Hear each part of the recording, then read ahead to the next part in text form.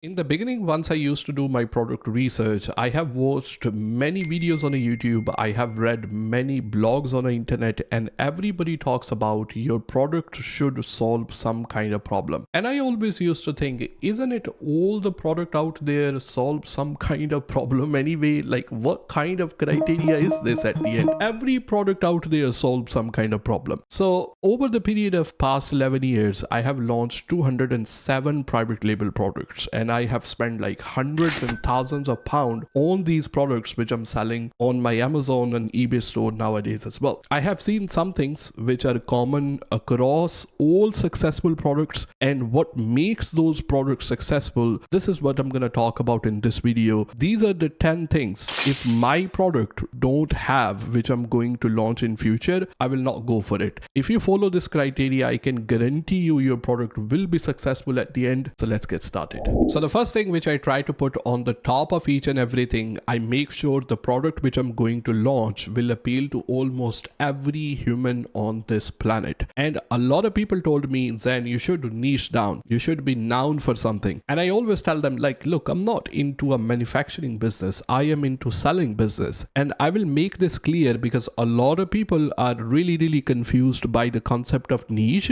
How many times you actually buy something on eBay or Amazon, and after you click on a profile of that seller and see what other products they are selling, nobody cares at the end of the day. So my niche at the end is to sell the products for profit at the end. And if that product happened to be Mountain Dew, or if that product happened to be water, I don't care at the end because I am not in a manufacturing business. So Mountain Dew is in a manufacturing business. They make soft drinks. So they need to worry about brand authority. They need to worry about their reputation at the end of the day. So if they make any drink other than a Mountain Dew, they already have an authority. So people will like to try, okay, well, this drink is also made by Mountain Dew. We should try that at the end as well. But if they buy that one from Tesco, Asda, Sainsbury, they don't care because they know this is coming from Mountain Dew at the end. The only thing which they will be worried about, like what will be the price in a Sainsbury, what will be the price in Tesco. So wherever they will get a possible cheaper price, this is the shop where they gonna go into. They don't care about if the Tesco is also selling Pepsi, or if they are also selling Coca-Cola, or if they are selling other brands as well, because this is not the level where we are. So as a seller, once we sell something on eBay and Amazon, I try to make sure that the products which I sell will appeal to wide variety of people on this planet as well. So we sell wireless headphones. These are not made by Apple, but they look like it. These are aftermarket one. Anybody who will have a mobile phone, if they need, like, wireless hand-free, they are probably our potential customer. So by me saying that, you don't have to stick to some type of niche. There are some products which only appeal to certain group of people. I know a lot of women, they like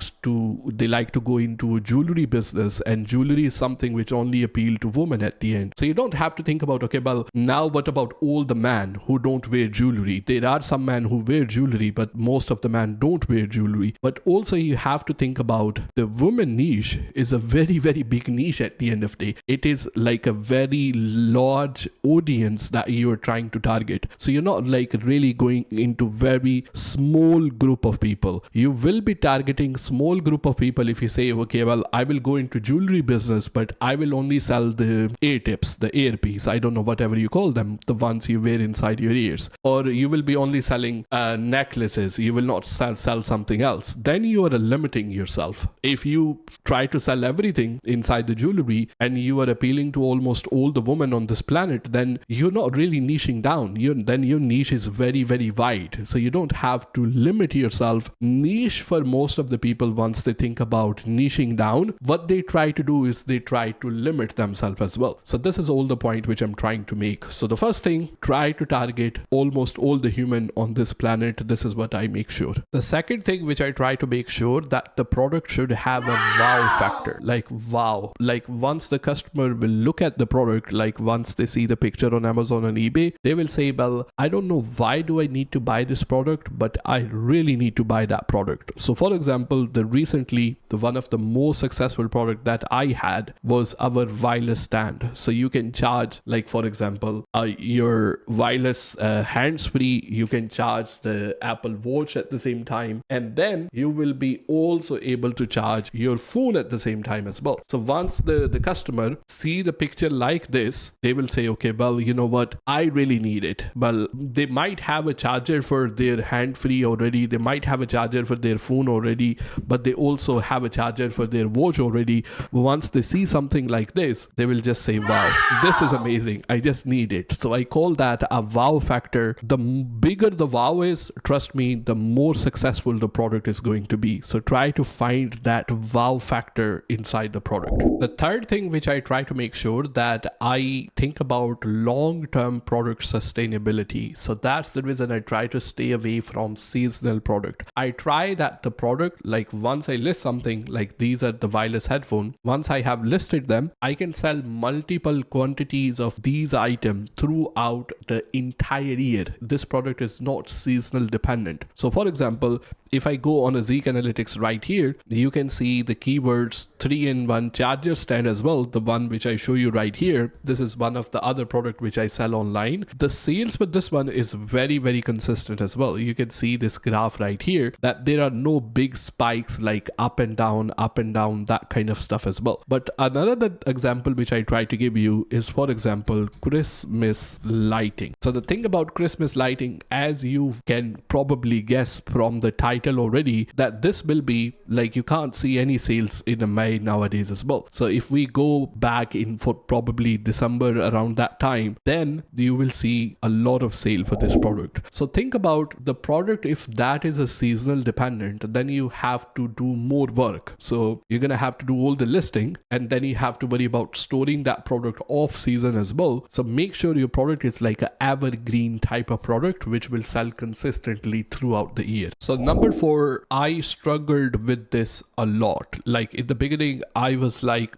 totally, you can say, dummy. And also point number 6, obviously, which I'm going to talk about, I struggled with point number 6 as well. So in the beginning, I used to think I have to be Isaac Newton, I have to be Einstein, and I have to come up with a product idea which never existed before. It would be great if you can do that, but what we need to understand that we're not going to come up with a product idea which never existed before. We have to take an existing product and we have to sell that with a better idea. And we also need to make sure at this point that a new seller, I am using a word new seller, not an established seller, already getting some kind of sales out of that product. So that concept of selling that product is already proven by a new seller. So we are on the safe side, like more safe side as well. So the way I normally do that, you can go on to Zeek Analytics. It's a best product research tool. I will put the link for that inside the description. I have searched the word called air fryer right here. And once I go into air fryer, I will go down and then I will filter this one with the amount of feedback. So obviously, if a seller have a less feedback, they probably have joined the platform very, very recently. So once I will do that, you can see this seller right here. This is obviously a Chinese based seller, so we will not see it that. We're gonna look for somebody who is based in UK. You can see this one right here. They only got 273 feedback. This is not a lot of feedback, and they are selling this product right here, which is air fryer again, for £45. So they have proven the concept that this type of air fryer, obviously we can click right here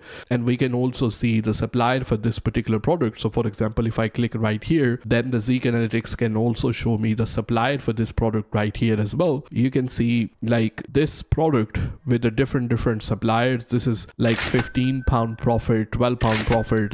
Some of them are selling for $27, but this product right here is being sold by this new seller for £45. So $27 and £45. $27 is a manufacturing price for this one. So if I open the listing for that one, you will be able to see like they have only 273 feedback. So which means they have recently started selling. So my concept is proven. So if I will go and start selling the air fryer, then the chances are I will be successful. So go and look for some new seller who is already having the success in that particular category, in that particular product. Then the chances of getting your product to the next level, to the moon, will be higher. The fifth point, which is very, very important, that anytime when I try to source a product from China, I try to make sure that if I can, I will spend extra extra money on the packaging and I try to make the packaging of that product nice. Just think about it. What will be the first thing that the customer is going to see? What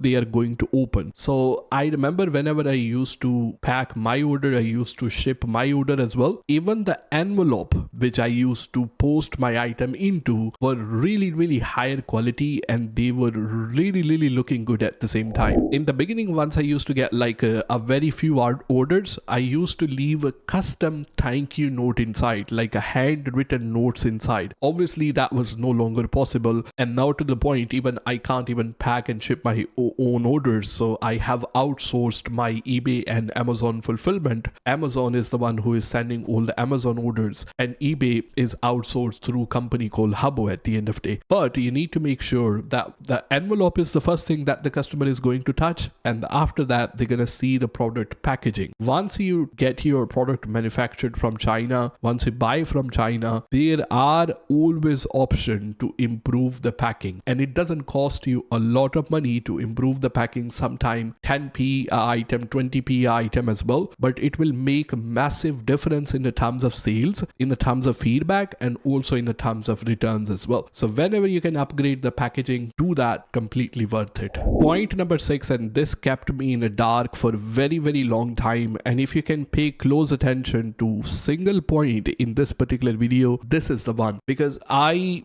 been so confused about it for very longer period of time, and this was the reason my business wasn't successful. In the beginning, I used to think about what will be the acceptable profit margin for me. How much markup do I need to keep from a product? I have heard many people, you should make a 5x return on your investment, 2x return on your investment. People have all kind of percentage, all kind of number, and whenever I try to do the product research following that method, it seems like everything I can't make profit out of it. Like I have to make this amount of profit. Trust me, and you have to pay attention to this story right here, because this is what gonna make your life super easy. We all take shower. I do take some time too, you know what I mean. So in the shower we have a mixer, right? So mixer have points. Point number 1, that's the cold one, and the point number 7, that is going to be the hottest one. In the winter I take shower on point number 5, and in the summer I take shower on point number 2 or 3 sometime. My younger brother, who is about 6 years younger than me, in the winter he takes the shower on point number 4, and in the summer he takes the shower on point number 1. Both of us are comfortable with that. I can't argue like he's doing a wrong thing and I'm doing the wrong thing, or I am doing the wrong thing or he's doing the right thing. This is what he likes. This is what I like. We are both different people. But how would you know what will be the right point for you unless you get into the shower, you turn on the water, and you get the feeling of the water, and then you try to adjust the knob manually, which will suit your body temperature. The point which I'm trying to make, how can you define what will be the acceptable profit margin for you unless you really feel the vibe of the business? You have some kind of perspective to look on. So I recently shared a story on Instagram that the product which I started was probably it's been 8-9 years ago, iPhone cable. This is the one of the hottest selling item which I have on Amazon, and that product only make 30p profit margin once I sell one product, only 30p. And when I started, I was like, oh my god, this is only 30p. I have to do all the work for only 30p. But now that product sometime sell even 300 times in a day. It in past few years, it never been a single day that product haven't sold minimum 200 in a quantity. So now you think about it, even if I make 30p profit, the quantity is making up for it at the end of day. If you are somebody who will skip over the product, just think that, okay, well, this is gonna be a lot of work for very small profit margin. You don't know what's gonna happen in the future. But even if you think about, no, it's not worthy of my time, what you will be doing otherwise? Because this is 30p that you're gonna make, which you are not making right now, that you wasn't making yesterday. So once you think about small profit margin, that's the one product. You have to think about in the future, you're gonna be launching many different products as well, which will probably make up for this product at the end of the day as well. If we think about it, once we go in our local shop, like our corner shop grocery shop. Our corner shop and grocery shop don't make a lot of money once they sell milk, once they sell egg, and once they sell bread, because these are the type of thing people need every single day. That's the reason they go into the shop. So they have a very minimum profit margin once they are selling these type of thing. But anytime, at least this is the way I am, once I go to my local corner shop, I'm not just going there to buy the milk, I'm not going there just to buy the eggs. I will probably grab a can of Mountain Dew or maybe a Red Bull, or some people who drink, they might get a beer or something like that. If they are going with the kids, they might get some snacks, that kind of stuff as well. Those are the things which are bringing the people into your shop, and they will buy something else as well. So please, I beg you, and please don't have that criteria for yourself. Like, I need to make this amount return on my investment, or I need to have this much amount of profit margin. How would you know like what will be the acceptable profit margin for you if you haven't even started the business? You can't waste your time just by just thinking about this. And a lot of people just gonna say, well, that's are the fundamental for the business, all that kind of stuff as well. I heard all that. Trust me, this is the reason a lot of people don't even start, because they waste their time. Any money in the beginning is better than the money that you wasn't making yesterday. So please think about this, and I'm gonna put one video right here which gonna show you how to do your product research using a software called Zeek Analytics. Make sure you check that out, and I'm gonna put the link for Zeek Analytics inside the description. They have recently updated their dashboard. I'm gonna do the video about it soon.